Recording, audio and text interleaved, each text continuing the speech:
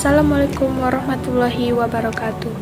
Perkenalkan, nama saya Putri Zahrani. Saya dari jurusan Manajemen Perdagangan Fakultas Ekonomi dari Universitas Negeri Padang. Baiklah, pada saat ini saya akan menjelaskan materi tentang ejaan bahasa Indonesia. Yang pertama yaitu konsep ejaan bahasa Indonesia. Ejaan bahasa Indonesia merupakan aturan atau pedoman dalam penulisan berbahasa Indonesia. Dalam Kamus Umum Bahasa Indonesia dinyatakan, ejaan adalah cara atau aturan menuliskan kata-kata dengan huruf. Kata itu telah diatur dengan ejaan yang sesuai dan tepat untuk penulisan dan pengucapannya.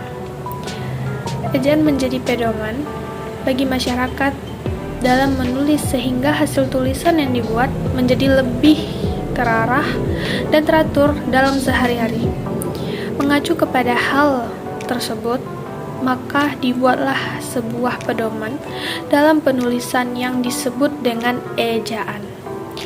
Ejaan adalah kelurahan peraturan bagaimana melambangkan bunyi, ujaran, dan menggambarkan antarhubungan antara lambang-lambang tersebut atau pemisah dan penggabungannya dalam suatu bahasa.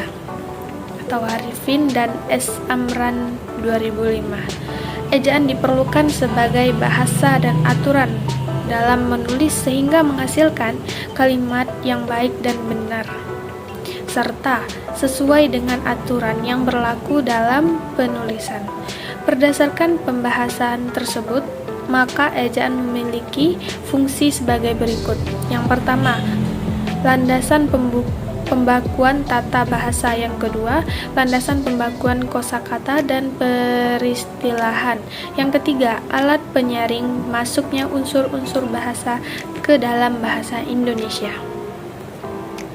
Baiklah, yang selanjutnya yang kedua yaitu sejarah dan perkembangan ejaan bahasa Indonesia.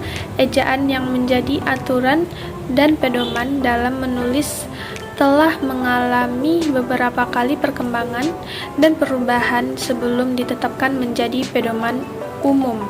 Ejaan bahasa Indonesia yang digunakan sebagai acuan penulisan bahasa Indonesia saat ini. Beberapa perubahan ejaan yang terjadi di Indonesia yaitu: yang pertama, ejaan Van Ophusen. Ejaan ini ditetapkan pada tahun 1901. Ejaan ini menitikberatkan penggunaan ejaan bahasa Melayu dengan huruf Latin. Yang kedua, ejaan Suewandi. Pada tanggal 19 Maret 1947, Mr. Suewandi yang menjabat sebagai Menteri Pengajaran, Pendidikan, dan Kebudayaan Republik Indonesia melalui Putusan Menteri Pengajaran, Pendidikan, dan Kebudayaan. Yang ketiga, ejaan Melindo. Ejaan Melindo merupakan perumusan ejaan Melayu dan Indonesia yang terjadi pada Kongres Bahasa Indonesia tahun 1954 di Medan. Yang keempat, ejaan yang disempurnakan. Ejaan disempurnakan atau EYD merupakan penyempurnaan dari ejaan-ejaan sebelumnya. EYD diresmikan pada saat pidato kenegaraan memperingati Hari Ulang Tahun Kemerdekaan Rakyat Indonesia 17 Agustus 1972. Kemudian dilakukan dalam Surat Keputusan Presiden Nomor 57 Tahun 1972. EYD ini hasil kerja Panitia Ejaan Bahasa Indonesia yang dibentuk tahun 1966. Ejaan disempurnakan adalah ejaan yang telah sesuai dengan perkembangan bahasa sekarang ini. Ruang lingkup EYD mencakup 5 aspek, yaitu adalah pemakaian huruf, penulisan kata, penulisan unsur serapan, dan pemakaian tanda baca. Pada ejaan disempurnakan, ada beberapa perubahan ejaan dari sebelumnya. Baiklah, itulah hasil dari penjelasan materi tentang ejaan bahasa Indonesia.